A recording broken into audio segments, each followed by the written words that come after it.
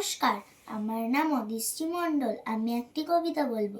কবিতার নাম সৎপাত্র, কবি সুকুমার রায়। শুনতে পেলুম পোস্তা গিয়ে, তোমার নাকি মেয়ের বিয়ে। গঙ্গারামকে পাত্র পেলে, জানতে চাও সে কেমন ছেলে? মন্দ নয়, সে পাত্র ভালো, রং যদিও বেজায় কালো।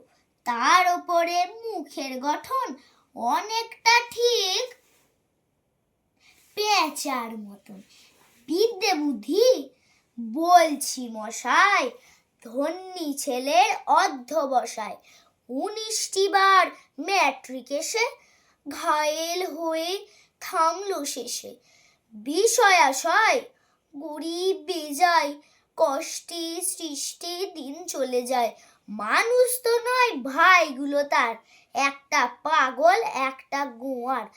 আরেকটি সে তৈরি ছেলে, জাল করে নোট গেছেন জেলে। কনিষ্ঠতি তবলা বাজায়, যাত্রা দলে 5 টাকা পায়। গঙ্গারাম তো কেবল ভোগে পিলের জ্বর আর পাণ্ডু রোগে। কিন্তু তারা উচ্চধর, কংসরাজের বংশধর। শ্যামলাহিরি বনগ্রামের কি যেন হয় গঙ্গারামের। যা হোক, এবার পাত্র পেলে, এমন কি আর মন্দ ছেলে? নমস্কার।